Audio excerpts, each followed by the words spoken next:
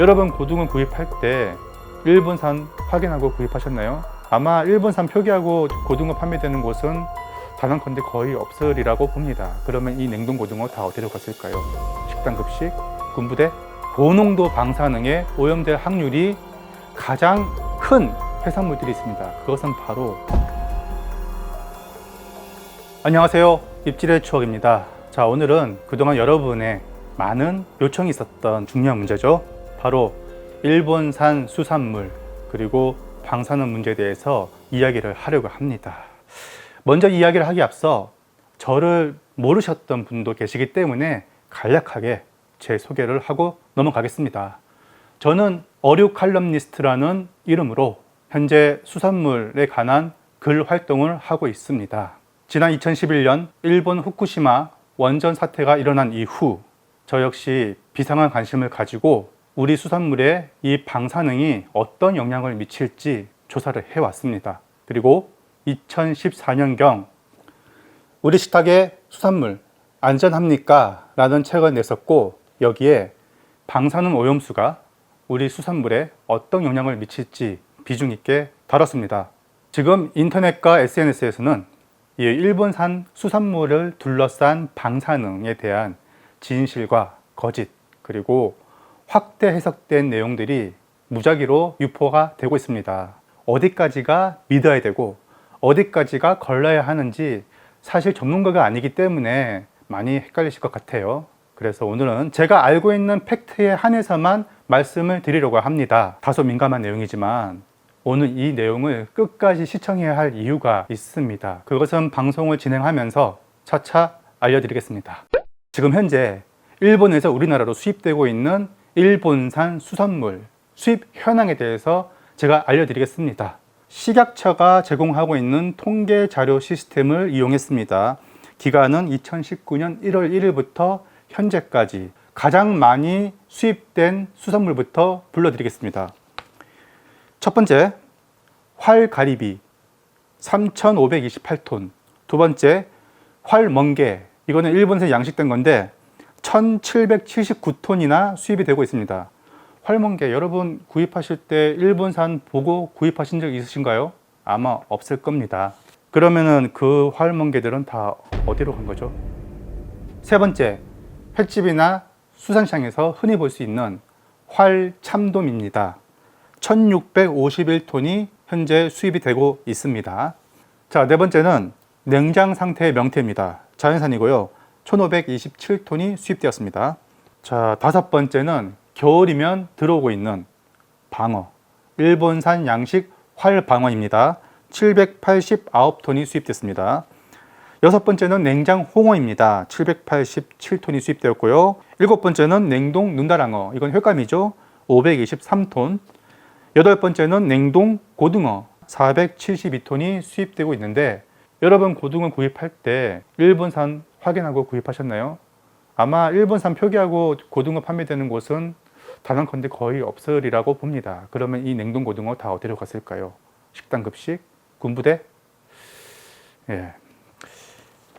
아홉 번째, 냉동 이면수어 440톤이 수입되었고요. 열 번째가 냉장 갈치입니다. 제가 지난번에도 지적했죠. 일본에서 생물 은갈치가 들어오고 있는데 이 은갈치는 우리 제주도에서 잡히는 갈치와 같은 종이고 조업 방식도 똑같기 때문에 겉으로 봐서는 그 어떤 전문가도 구별을 해낼 수가 없고 맛까지 비슷합니다.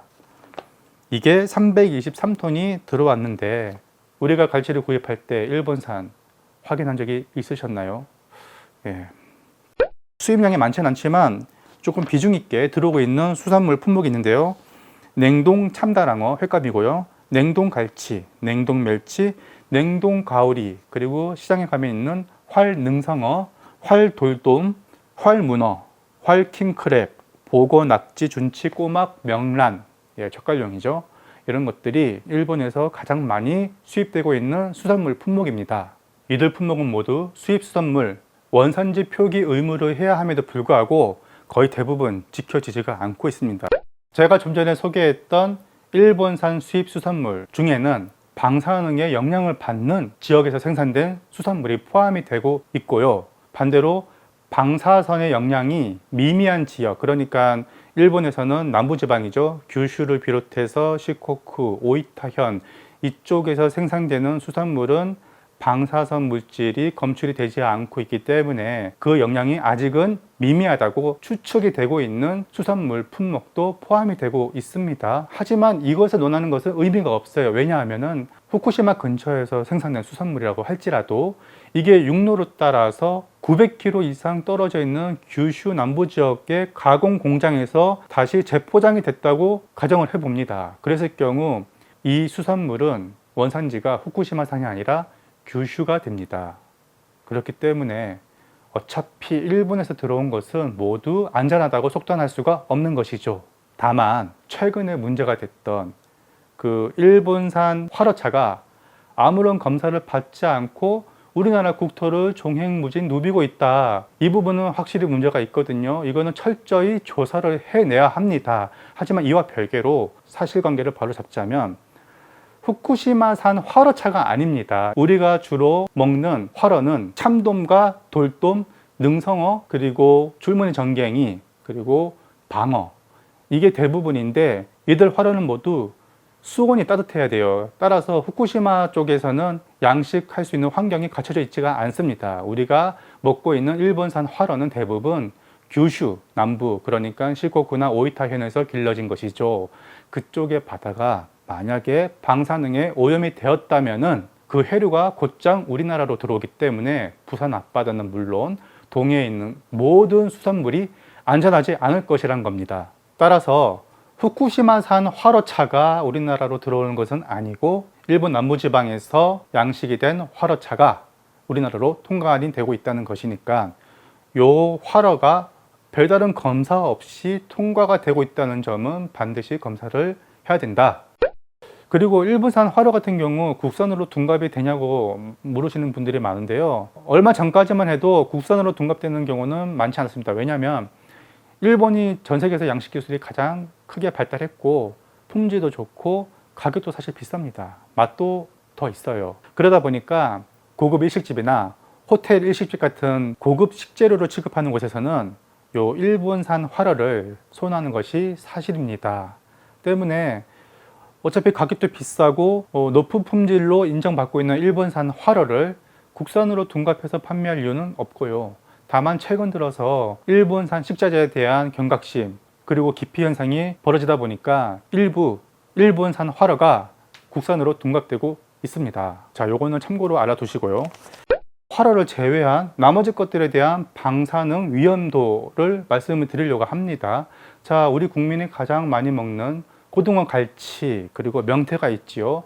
자, 일본에서 분명히 수입이 되고 있는데 일본산으로 판매된 걸 본 적이 없습니다. 자, 이들 생선들 방사능에 피폭이 될 확률 얼마나 될까요? 제가 아까 전에 말씀드렸지만 이 후쿠시마에서 발생된 이 오염수는 그 북태평양 쪽으로 해류를 따라 나가게 되어 있습니다. 다양한 핵종을 방출하고 있는데 여기서 비중이 무거운 세슘의 경우는 해저면으로 가라앉기 때문에 후쿠시마에서 그리 멀지 않은 바다의 깊은 쪽에 심전이 되어 있을 거라는 겁니다.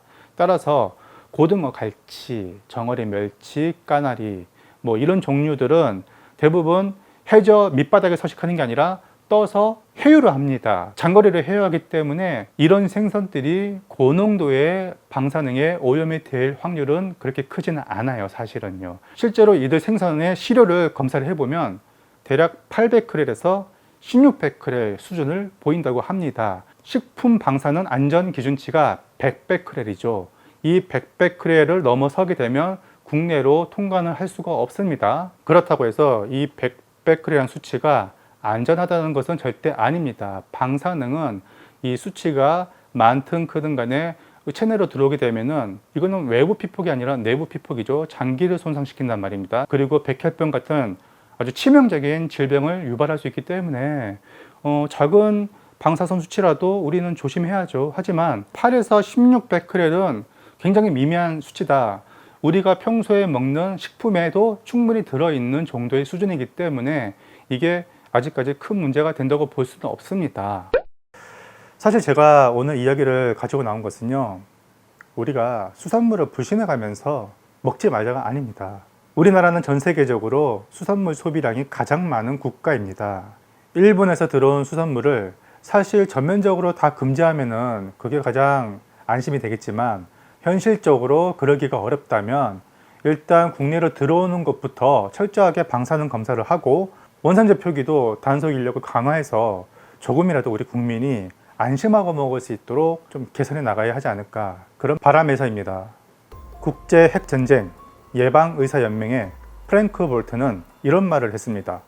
지금 한국이 할 수 있는 것은 연구센터를 설립하고 향후 50년간 질환 연구를 하는 것이다.